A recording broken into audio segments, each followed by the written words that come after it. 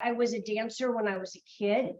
And so then when I was in high school, I was in, theater and music, but mostly because of dancing that put me into theater.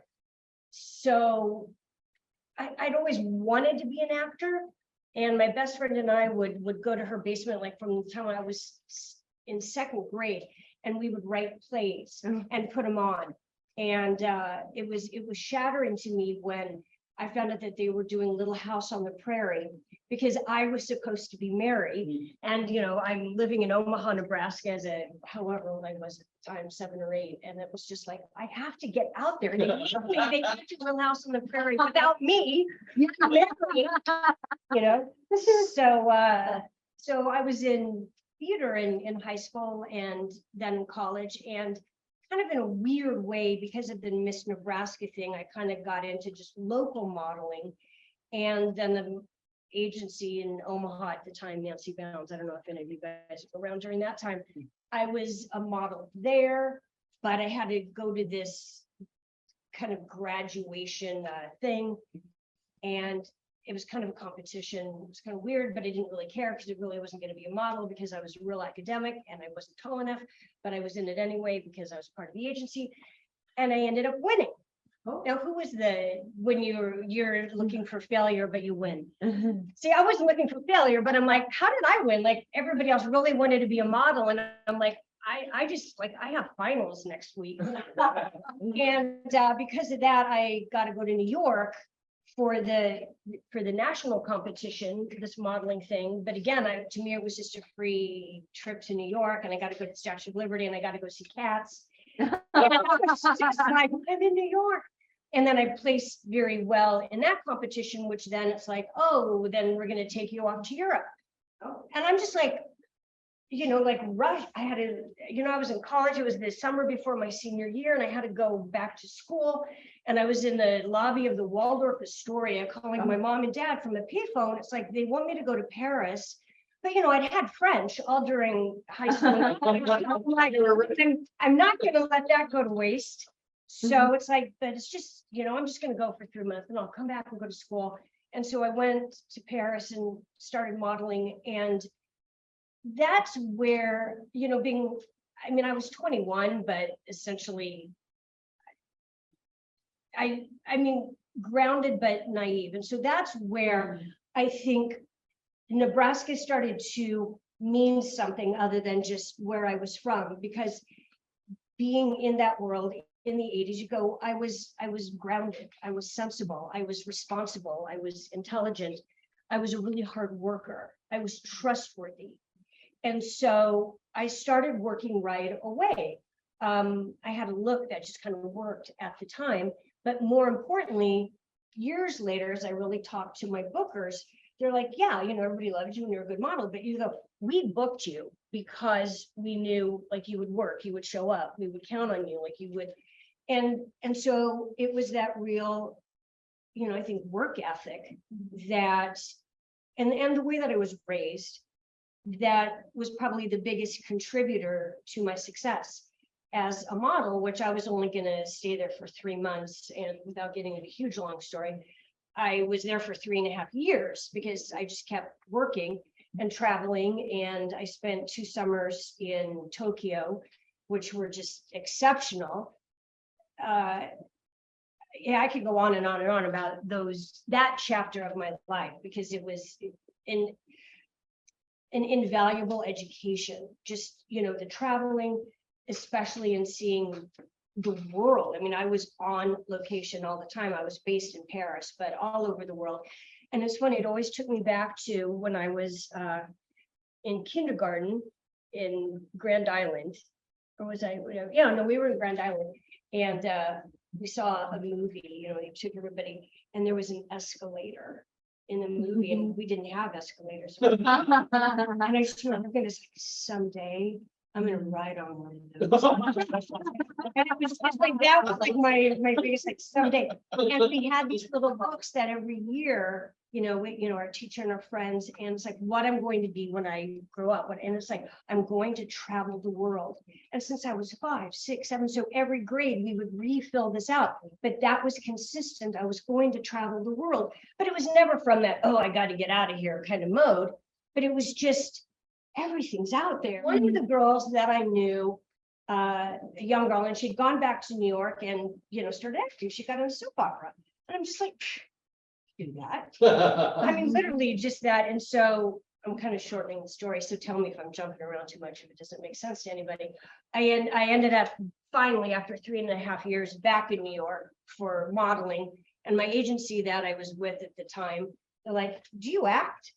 I'm like, yes, I do. Because I was in theater in high school and college.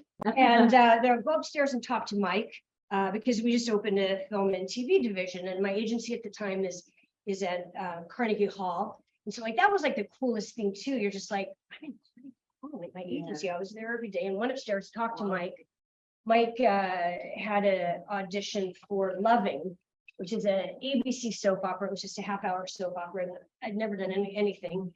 And I'm like, well, I really just want to do nighttime TV and film. I don't think I really want to do a soap opera. I said, let me see your resume. Oh yeah, nothing.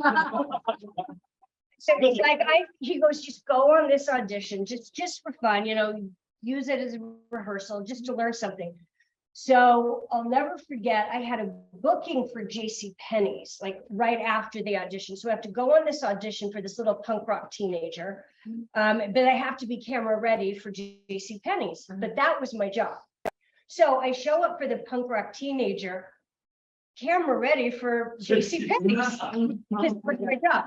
So it was kind of funny. And I walk in, it was during the, Madonna, Cyndi Lauper, everybody's in there with their fishnets and their hair and their like tutu things. And I'm like dressed for JCPenney's, and I've never done an audition in my life.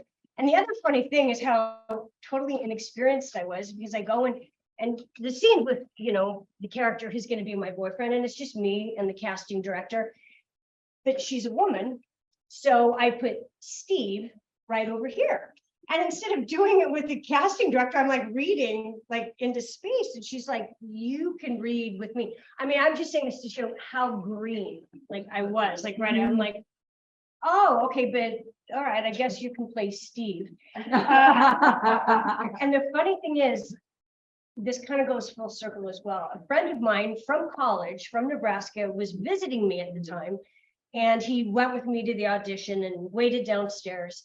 And I came out and I'm like, oh, God, I bet you anything I got that. Because I just didn't want it. I'm like, I really don't want to be on a soap opera, but I have to do this audition. So I, walk across over to the east side, get to my JCPenney booking.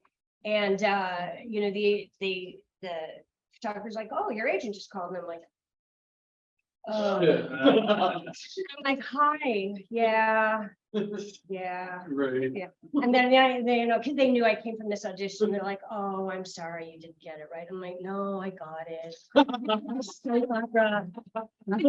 all turned around, because then when I showed up for the fitting, and it was this little punk rock teenager, so it's all this Betsy Johnson stuff. Yes. And then show up for work, and again it was kind of being green.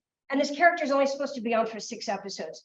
And now I'd been modeling where you get really used to a lot of jobs. You do your own hair and makeup. So I walk into the hair and makeup room and it's like, oh, and there's all these little stations. And I'm like, wow. Now I didn't know that like somebody else is supposed to do my hair and makeup. So I just start, I'm this old punk rock. So I'm like put my hair up like in this mohawk. And I've got like the, the green and the orange, and I like am totally painting my face. And everybody's just like standing in the room, like, girl. And but that was my character, and that was Cecilia Thompson. And then it got to be so fun because it was my theater director in high school, and all the shows that I was in, it was always like, always make a picture. Like, you're on stage, right? Always be doing something, always make a picture, because even though, Nellie is singing over here, you girls over there, just don't stand there, do something, always make a picture. So on this job on the soap opera, it's like, well, I don't have any lines in this scene.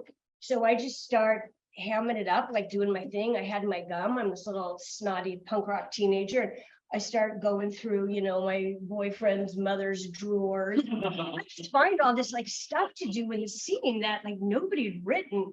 And again, because nobody told me I couldn't do it. So this character just took off, and instead of being on for 6 episodes, I was on for 6 months. Wow. And that's kind of cool because then like they built like the house for my character, and then my dad, and I had my dad, and then it had kind of explained why I was such a brat, because he was really mean and beat me, and so now you kind of feel sorry for me. So anyway, that's like a huge long story about my very first experience, which to this day was probably still like the most fun, because I think is a lot of the freedom just to go, nobody said I couldn't do it, nobody told me what to do, so I'm just gonna do what I think I should do.